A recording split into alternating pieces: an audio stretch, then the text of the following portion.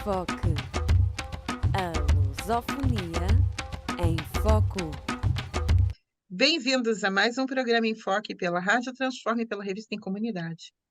Pedimos a você que chegou a esse vídeo, que curta, que compartilhe, que se inscreva no nosso canal, caso ainda não o seja, e ajude a gente a continuar esse projeto, que é tão importante, sem fins lucrativos e que faz um contraponto à mídia hegemônica. Muito obrigada por você nos assistir até aqui. Muito obrigada também ao nosso convidado de hoje, que é o Reinhard Naumann. Se eu acertei a pronúncia, agradeço que me corrija se não. Nós vamos conversar hoje. Ele é sociólogo, é investigador ou pesquisador, como se diz no Brasil, e vai falar conosco de um tema que nos é muito caro, que é o sindicalismo. Então, seja muito bem-vindo e gostaríamos de ouvir por que você escolheu o sindicalismo, qual é a sua formação acadêmica, como é que você chegou a isso? Obrigado, Lorelai, Henrique, pelo convite. É um prazer tê-lo aqui na Rádio Uma Transforme honra. e na Revista em Comunidade.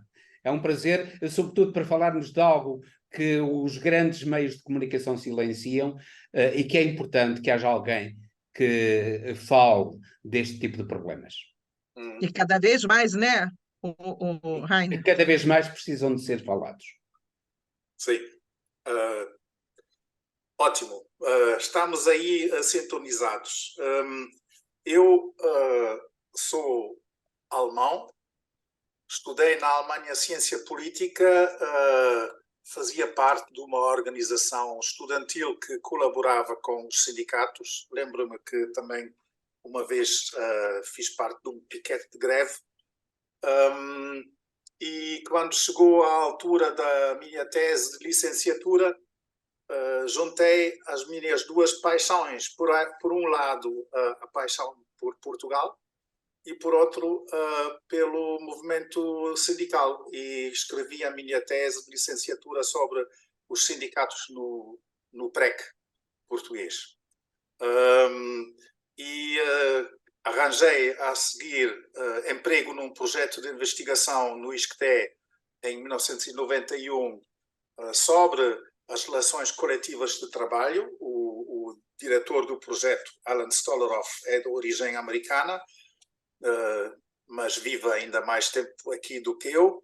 E ele lançou na altura esse projeto e a minha tarefa era entrevistar tudo o que há de sindicalistas em Portugal e fiz centenas de entrevistas com dirigentes e com delegados sindicais e também com algumas comissões de trabalhadores, e desde então nunca mais larguei o osso, diria assim. Hoje em dia faço estudos sobre os parceiros sociais, não só o lado sindical, mas também o lado patronal, as associações patronais, nos diferentes setores da economia para a Comissão Europeia. São estudos de representatividade que são produzidos frequentemente para informar o diálogo social europeu, porque a Comissão Europeia quer saber o que valem as associações patronais e sindicais europeias no terreno. Eu faço a parte sobre Portugal e escrevo também para a Comissão Europeia sobre políticas de emprego em Portugal.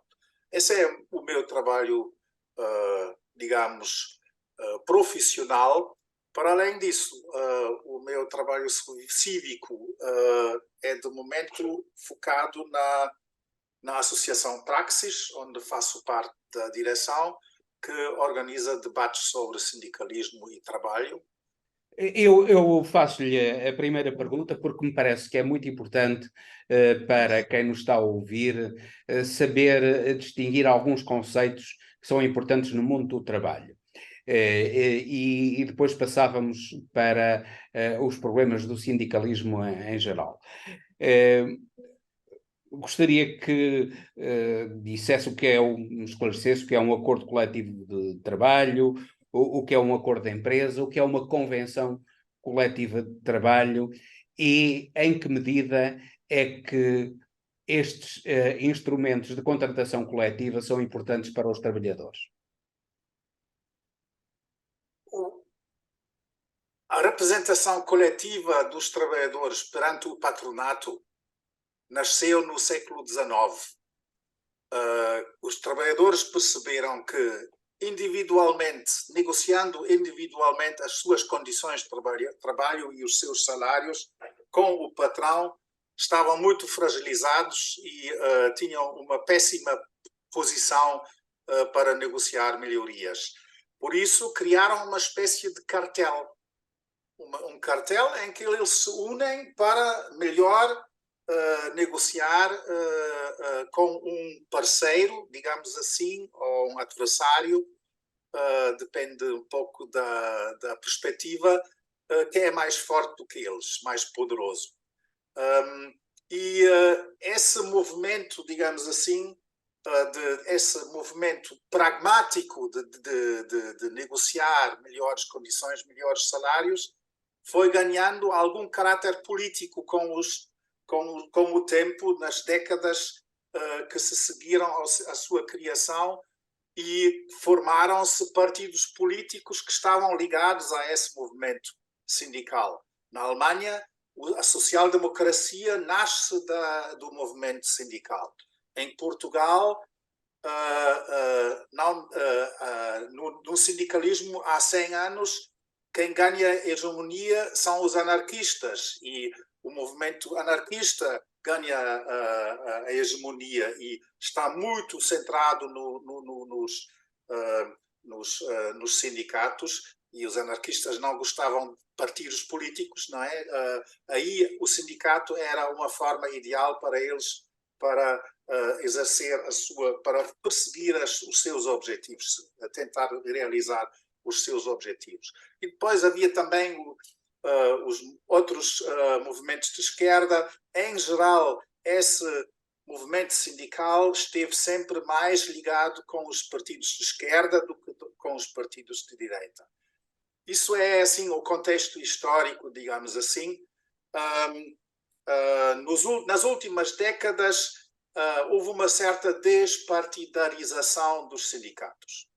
Isso viu-se na Alemanha, onde na Alemanha, como diz um amigo meu, na Alemanha da Coca-Cola, quer dizer, na antiga RFA, não é?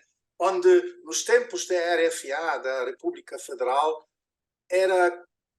havia uma hegemonia quase total da social-democracia nos sindicatos, e gente de outros partidos estavam lá só por exceção nas direções sindicais. Hoje em dia temos lá nas direções sindicais também verdes, também temos lá gente do Link, que está à esquerda do SPD.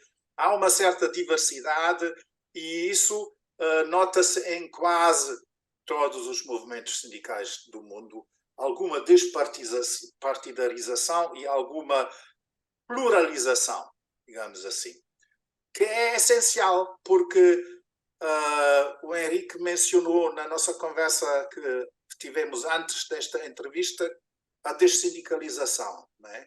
E a perda... Sim, é um problema de hoje. Eu tenho aqui números, numa revista em que em 1973, antes do 25 de Abril,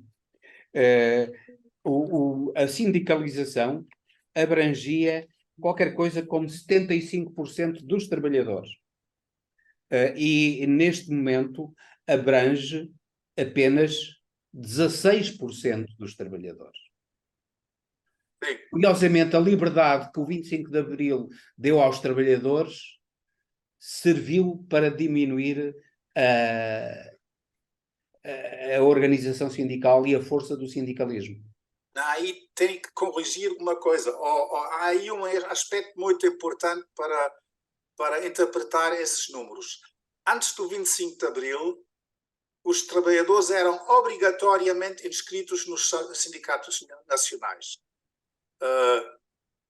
Nós tínhamos que estar lá e pagar cota. E todos os trabalhadores nos setores onde era permitida a organização sindical, o que não era o caso na administração pública, onde não era permitido, mas onde era permitida a associação sindical, eram todos contribuintes, chamavam-se contribuintes, sem direitos nenhuns, sem direito de votação. Para poder votar nas eleições sindicais, as pessoas tinham que se registar, manifestar a sua vontade de votar, o que significa essa altíssima taxa de sindicalização antes do 25 de Abril é, assim, hoje diríamos, um fake, não é? Era uma fantochada, porque na realidade só uma pequena minoria de trabalhadores registava-se para votar e para poder ser eleito dirigente sindical. Depois, é possível, no 25 de Abril, essa massa de contribuintes é transformada em verdadeiros sócios sindicais. Quer dizer, os sindicatos nacionais são transformados em organizações democráticas e todos têm os mesmos direitos. Não há aqui um apartheid entre contribuintes que não só pagam e os outros. E aí, no período revolucionário, eu até imagino que a sindicalização ficou mais alta do que 75%, porque também criaram-se os sindicatos na administração pública e noutros setores onde antes era proibido. Imagino que aí sobe muito essa sindicalização. Mas depois do período revolucionário, e neste período revolucionário negociam-se pela primeira vez em liberdade convenções coletivas. Convenções coletivas de vários tipos. Só a nível da empresa é o acordo da empresa.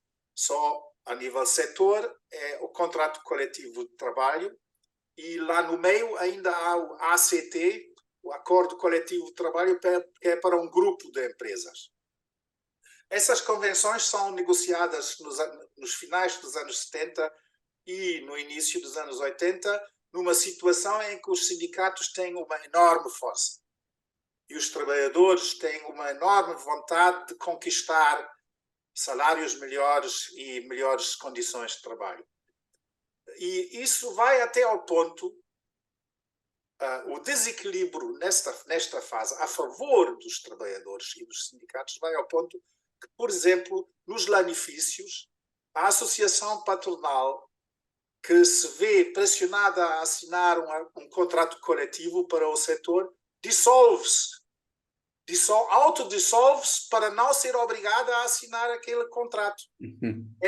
Temos que ver essas condições que nós, hoje, 45 anos depois, já não imaginamos como é possível. Não é? E depois vem a crise e o FMI, em 83, e a grande ressaca que os sonhos da Revolução não se realizaram em boa parte. E a miséria e a crise social e um novo surto de imigração. E isso tudo tira o tapete aos sindicatos, digamos assim. Os sindicatos, depois, a partir de meados dos anos 80, nos anos 90, agarram-se às convenções que negociaram na fase anterior, defendem essas convenções com unhas e dentes, e com razão, e têm muitas dificuldades em negociar coisas melhores, porque as relações de força inverteram-se. Agora o patronato está lá a exigir a flexibilização, o baixar do custo das horas extra, depois, mais tarde, o banco de horas, quer dizer, a flexibilização dos horários, etc. Isso, digamos, inverte-se a situação e os sindicatos agarram-se às convenções existentes. E não quero monopolizar aqui todo o tempo, por isso vou só tentar acabar aqui este raciocínio. E em 2000... É importante historiar. É importante historiar. Sim. E em 2001, 2002, ou não, 2003, acho que é 2003, o governo Durão Barroso cria o Código de Trabalho e cria a famosa caducidade. Quer dizer, até lá, uma associação patronal ou uma entidade patronal que queria acabar com uma convenção coletiva não conseguia sair dessa convenção, só negociando uma nova com o mesmo sindicato. E o patronato já há muito tinha combatido essa legislação e o Código de Trabalho de 2003 acaba com essa sobrevigência automática dos contratos coletivos, das convenções coletivas, e introduz-se a caducidade. E a caducidade arrasa uma boa parte das convenções coletivas, desaparecem do mapa. Em alguns setores acabam com todas as convenções, em alguns setores só com aquelas que são mais incómodas e deixam lá outras com sindicatos mais dóceis que vão mais ao encontro dos interesses do patronato. E é essa a situação do momento que está, mas com a nova legislação laboral, entretanto, houve nova legislação laboral. Para acabar, com a nova legislação laboral deste ano, em maio, que entrou em vigor no 1 de maio de 23, torna-se mais difícil fazer caducar uma convenção coletiva. A legislação cria mais obstáculos e os sindicatos têm mais instrumentos para defender a sua convenção coletiva por vários meios. E assim não é a abolição da caducidade, mas são obstáculos para a caducidade e vários instrumentos para os sindicatos defenderem as suas convenções, o que equilibra até um certo ponto de novo as relações de força. É mais ou menos Eu queria fazer uma diga. perguntinha. Eu não sei se daqui se teve a mesma ideia, mas no Brasil influenciou fortemente o Solidariedade da Polônia, do Lech Wałęsa, né? Então, a gente tinha a impressão de que o ápice do sindicalismo tinha chegado ali. O número de pessoas sindicalizadas, o quanto aquilo teve força, mas parece que, naquele momento, a politização do Solidariedade meio que fez com que ele se perdesse a força ou que se envolvesse em alguma coisa. Havia denúncias de corrupção lá dentro e tudo, e isso meio que foi ele era uma vitrine, principalmente para nós no Brasil. O PT, Partido Trabalhista Brasileiro, fundado pelo Lula, ele surge nos anos 80, em 1980, e a gente achava muita similaridade com o Solidariedade. Uhum. E pode haver essa ligação? A politização do Solidariedade foi o que fez com que ele entrasse em declínio? A politização dos sindicatos, do modo geral. Fala-se muitas vezes, aqui em Portugal, que determinados sindicatos são a correia de transmissão de determinado partido. Isso prejudica ou não o sindicalismo? Eu penso que é preciso distinguir entre politização e partidarização. Não é? Partidarização. Eu imagino, eu não sei. Porque politização, eu não sei muito eventualmente, sobre o Solidariedade polaco, mas eu imagino que na fase em que o Solidarność estava a defender a democratização do Estado e o fim da ditadura na Polônia, né? Na Polónia, estava com a maioria, estava a exprimir um desejo da maioria da população e dos trabalhadores, e penso que, nesse sentido, isso não terá enfraquecido o Solidarność. Não, ao contrário, não é? Parece que foi uma vitrine para o penso sindicalismo em geral. Depois, olhando para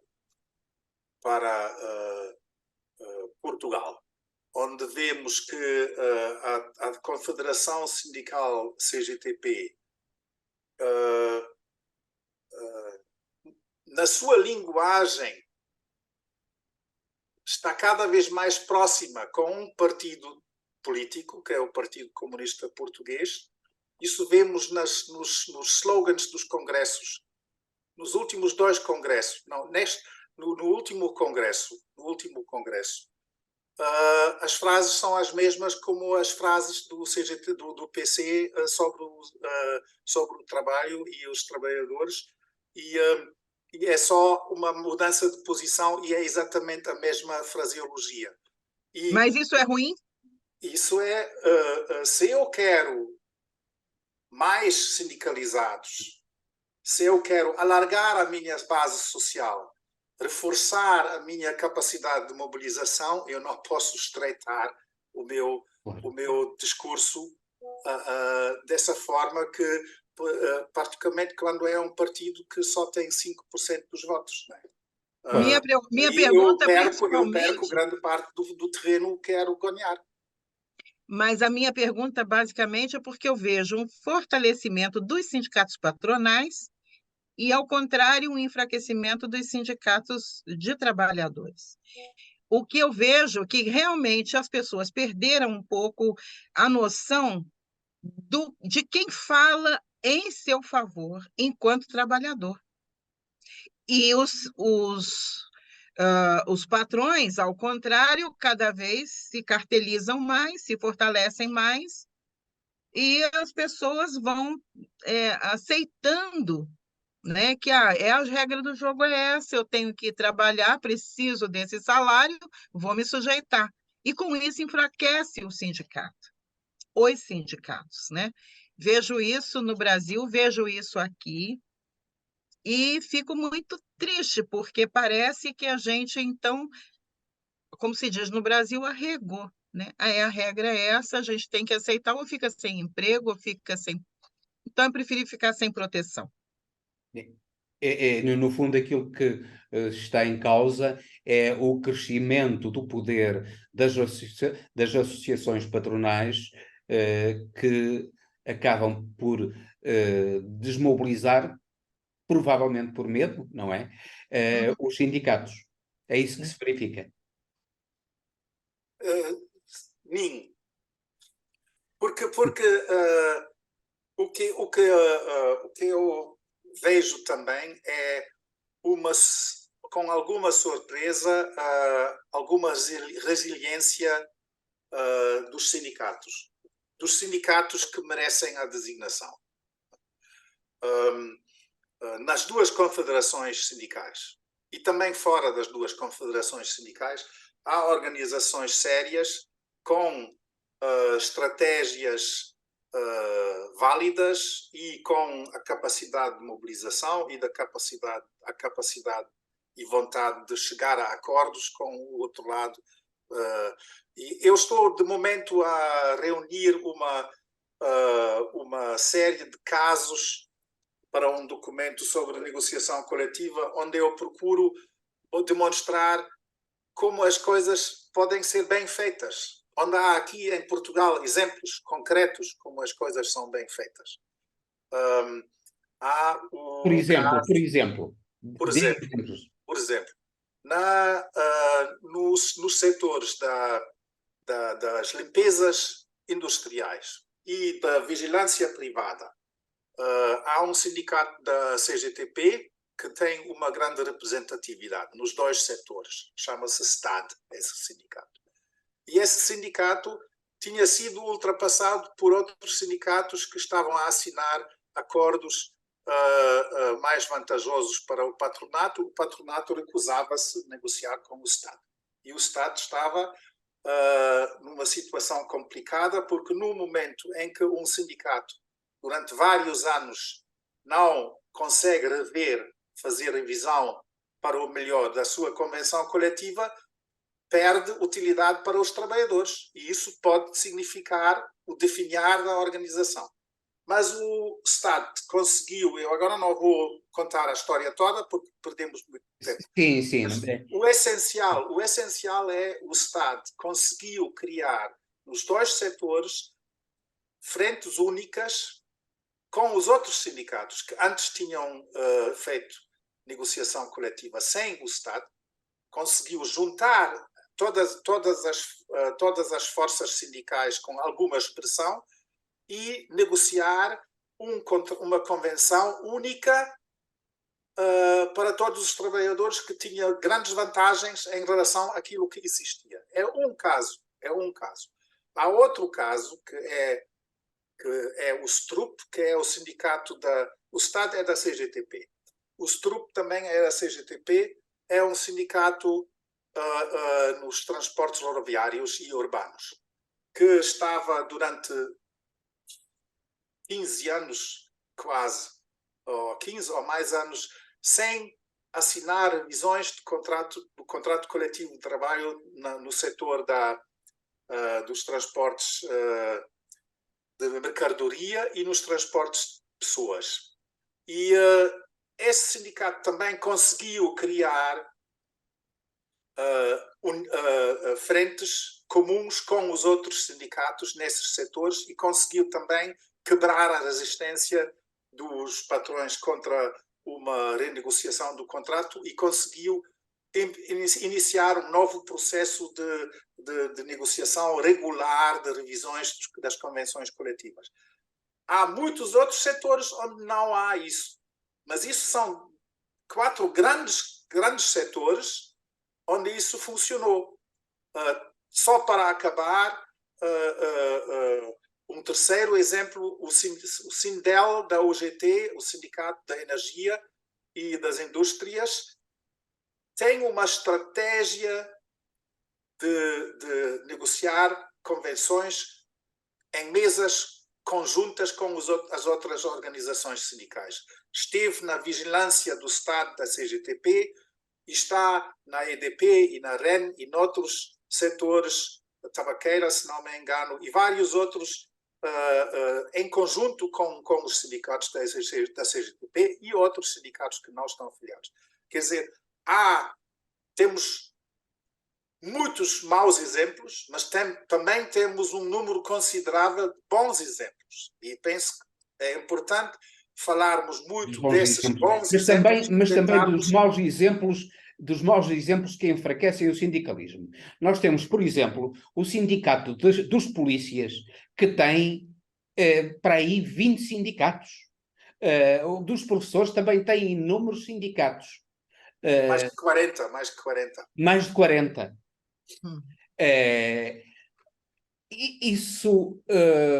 Essa divisão não enfraquece muito os sindicatos e não diminui a capacidade de levarem a cabo a contratação coletiva e a defesa dos interesses dos trabalhadores. Claro, é péssima. Isso é objetivamente uma grande confusão, não é? Quem é que sabe quem é aqui o sindicato que vale alguma coisa? É muito difícil perceber. Mas eu penso que se os sindicatos com mais sócios, e normalmente é assim que há 1 ou 2 que têm muitos sócios e os outros 20, 30 têm quase nada, não é? Mas talvez saibam muito bem lidar com a imprensa e os meios de comunicação e aparecem muito, mas na realidade não há valem conhecimento nada. que as próprias associações patronais financiam esse tipo de sindicatos fantasma? Pode haver isso, mas eu nunca eu faço investigação nessa área há mais que 30 anos. Ouvi falar de 1 ou 2 casos nesse sentido, mas nós temos 300 sindicatos em Portugal e centenas de convenções coletivas. Eu duvido que isso seja... Eu penso que isso não é o pior problema. Se os sindicatos com alguma representatividade tiverem uma estratégia razoável que permite mobilizar os trabalhadores, eles são capazes de colocar os outros num canto onde toda a gente vê que não tem significado. Os outros sindicatos que não têm interesse. Mas, se esses sindicatos depois têm um adversário que não cede em nada, como o Estado, em muitos casos, é muito inflexível em relação às reivindicações, não é? Aí acontecem coisas dessas. Temos o sindicato dos enfermeiros, que tem uma grande, os dois, aquele do Continente e dos Açores, o CEP, e o Cesaram na Madeira. São sindicatos com grande dinâmica, grande responsabilidade, grande capacidade de mobilização, mas como o Estado estava naquela linha da austeridade, não conseguiam alcançar compromissos razoáveis. E os enfermeiros ficaram cada vez mais furiosos. Até 2 sindicatos pequeninos, novos, lançarem lá uns coquetéis Molotov e organizaram aquela greve cirúrgica, que na realidade era uma greve self-service, que dava cobertura legal a qualquer enfermeiro a fazer greve durante um longo período. E isso destabilizou completamente o Serviço Nacional de Saúde, com consequências desastrosas para os utentes e também para os sindicatos representativos. O CEP e o Cesaram, na altura, perderam muitos sócios. Que depois, quando as pessoas perceberam que o que aqueles sindicatos fizeram foi incendiar uma situação sem estratégia válida e sem resultado nenhum para os enfermeiros, aí depois o CEP e o Cesaram conseguiram reconquistar pouco a pouco os sócios perdidos, não é? Mas isso é, quer dizer, temos que ter, se tivermos um sindicato ou uns sindicatos com força e responsabilidade e capacidade, e se esses sindicatos conseguirem, do outro lado, do lado patronal, algumas concessões, temos um processo em que aqueles sindicatos que não interessam realmente não vão ter poder, não é? Pois, não acha que seria também importante alterar a legislação sobre a constituição de sindicatos, exigindo o mínimo de sócios para se constituir um sindicato, o mínimo razoável, se para um partido político se exigem 7.500 assinaturas, porque é que isso não será para um sindicato? Ou, não sendo 7.500, será outro valor mais razoável, até dependendo dos setores? Talvez até fazendo um estudo por casos, né? Porque cada categoria tem suas peculiaridades, não é? O que é que acha? Eu venho de um país onde temos na Confederação, se não me engano, 8 sindicatos. 8, não é? A CGTP tem 70, qualquer coisa assim, a UGT tem 60, depois há ainda 170 fora das confederações. E essa pulverização sindical é um problema real. É um problema real. Mas eu acho que não é boa ideia tentar fazer aqui regulamentar. Eu penso que isto é a melhor solução é política. Os sindicatos têm que encontrar formas de sair dos buracos onde estão, de acabar com os tabus que existem, de deixar de se unir, de permitir pluralismo nas suas fileiras, de abrir o discurso e não deixar afunilar o discurso, e de ter uma estratégia que traz resultados apalpáveis para os trabalhadores. Assim eles conseguem. Esta digamos, é o que se chama dar a volta por cima, não é? Sim. Isto é que é a solução, porque se vamos pelo outro caminho, corremos o risco depois de criar dificuldades de ter liberdade sindical. Nos Estados Unidos temos aquela regra que num local de trabalho, que se não houver uma votação de 50% ou mais um para haver organização sindical, não é permitido criar organização naquele local de trabalho. Ouvimos sempre, há um ou outro sítio onde os sindicatos conseguem e há outro onde não conseguem.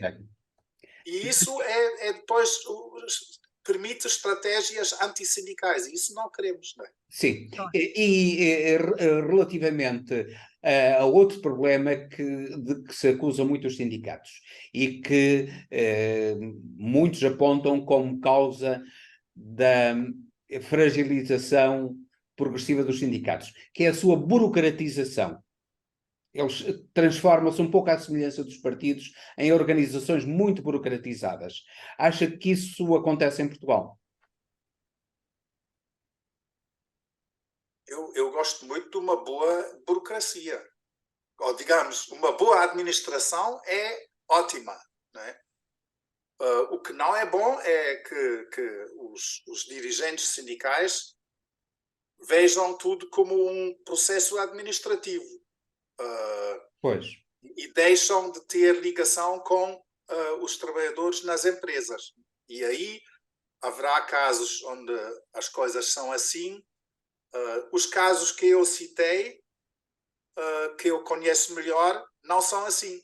São realmente organizações sindicais onde há dirigentes, onde há um corpo de delegados sindicais, onde há um diálogo permanente entre a direção central e os delegados e as estruturas locais e regionais, e onde há vida, não é? O que é importante é que haja alguma vida associativa no sindicato.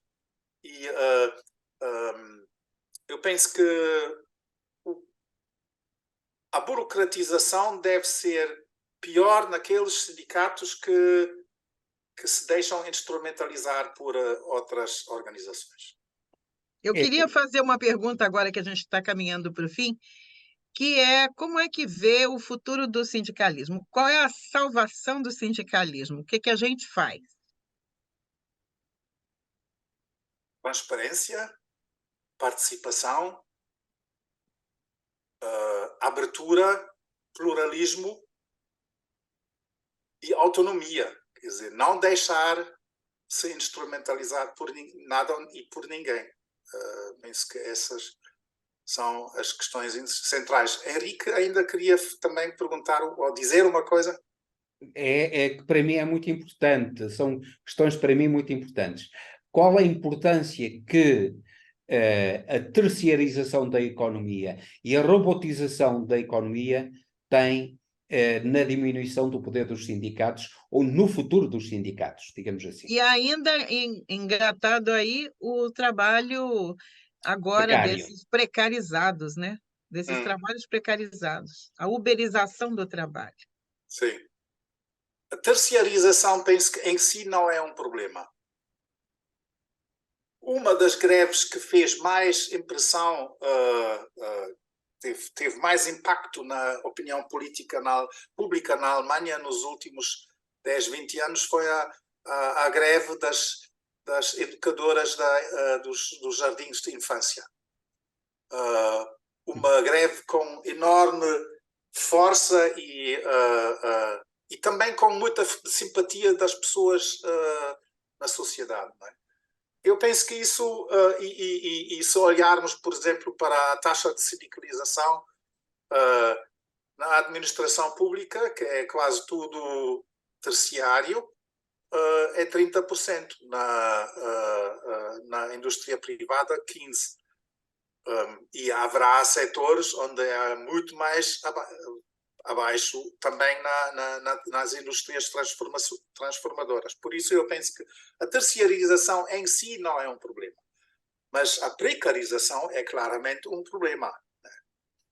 Que pode ser também uma chance, como dizem os brasileiros, ou uma oportunidade, como dizem os portugueses, porque se os sindicatos souberem defender os interesses das pessoas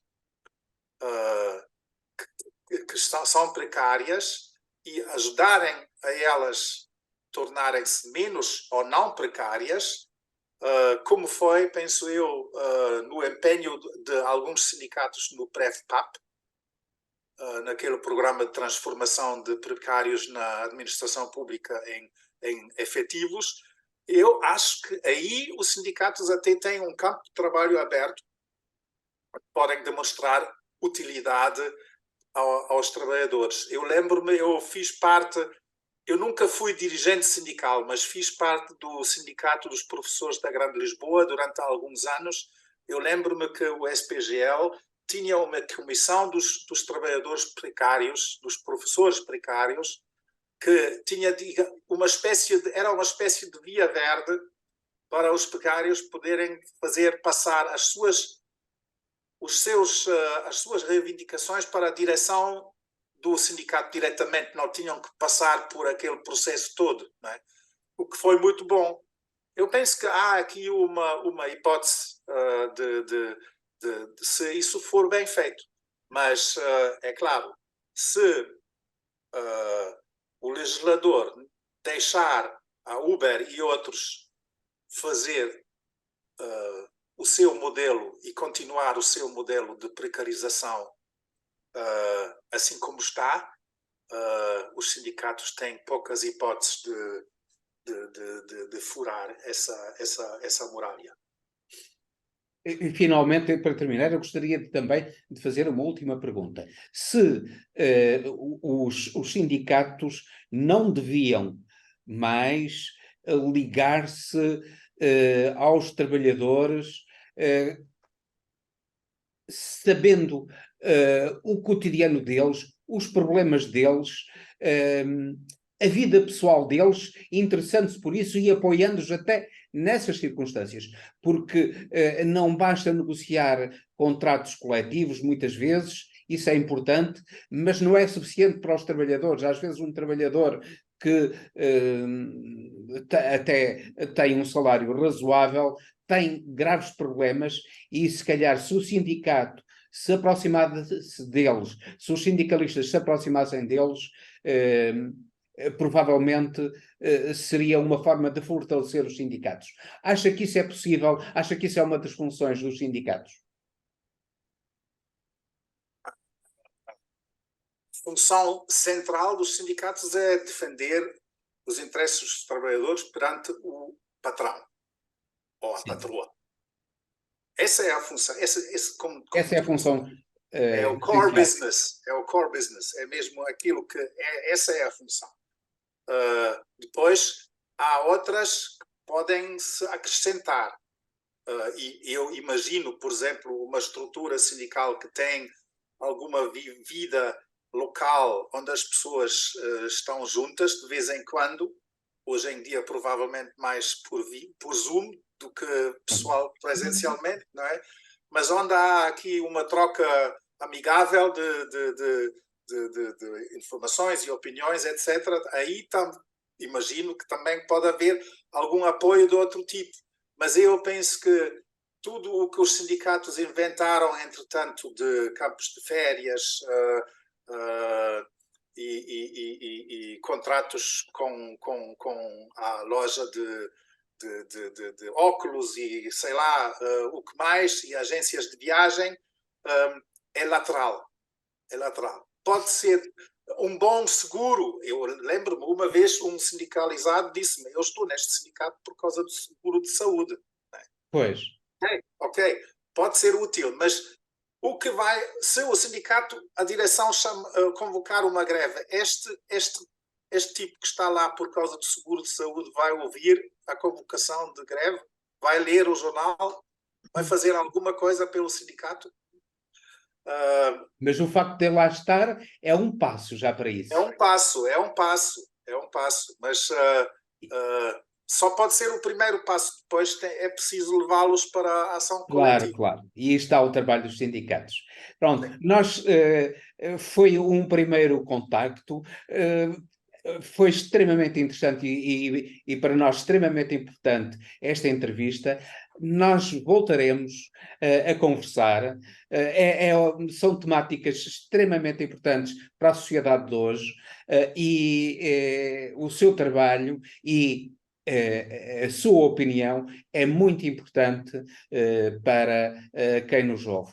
Por isso, nós agradecemos vivamente o ter estado aqui conosco e o ter-nos esclarecido, ter esclarecido os nossos espectadores sobre estes temas tão importantes do sindicalismo e ter, afinal de contas, dado pistas para que a diminuição do poder dos sindicatos se reverta e que os sindicatos voltem a ter o poder que devem ter para a defesa dos mais frágeis, que são os trabalhadores. Muito obrigado, Henrique Lorelai, por esta oportunidade. E como viram, é um tema que me apaixona e gosto sempre de falar sobre isso. Então, nós já te convidamos para uma próxima vez, porque ainda há muito que a gente Há possa muito que falar. falar, há O muito que tema é falar sobre vasto, o é tema. apaixonante. Eu também sou muito ligada ao sindicalismo. Então, convido você de novo, se você tiver disposição, Tá para bem. conversar conosco. Estamos aqui a seu dispor. Então, agradecemos imensamente a você e também a quem chegou até aqui. Pedimos novamente que curta, que compartilhe, que faça essa mensagem chegar a mais pessoas. Muito obrigada a todos e até o próximo programa Enfoque pela Rádio Transforma e pela Revista em Comunidade.